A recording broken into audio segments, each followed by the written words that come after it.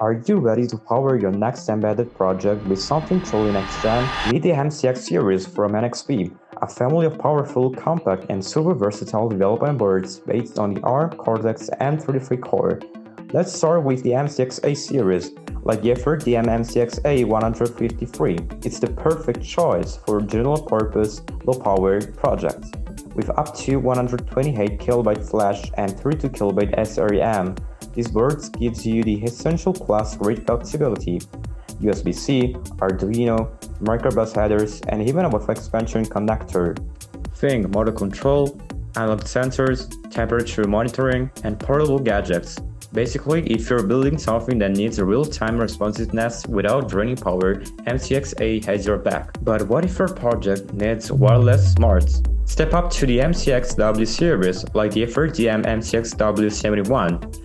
This board is your gateway to wireless IoT with Bluetooth, Zigbee, Thread, and Matter supported right out of the box. It runs at 96 MHz, has 1 MB flash for your code, and extra 156 KB just for wireless stats, plus 8 MB over external flash.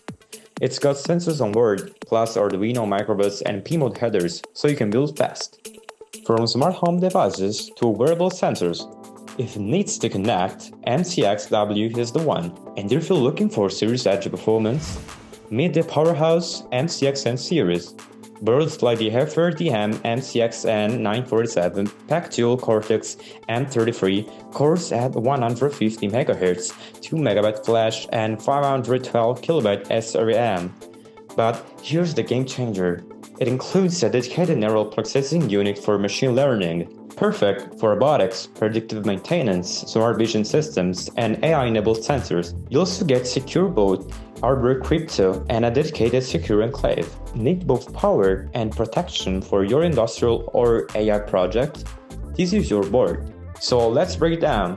MCX A, ideal for low power, sensor heavy, real-time control. MCX W, built for wireless IoT and smart connected devices. MCX N, your go-to for high-performance ML-enabled edge computing. All MCX boards are fully supported by NXP MCUXpresso tools, easy to code, debug, and get started. Use the IDE or the Visual Studio Code extension. Plus, the SDKs are loaded with drivers, middleware, and example projects. The future of embedded design starts now. Are you in?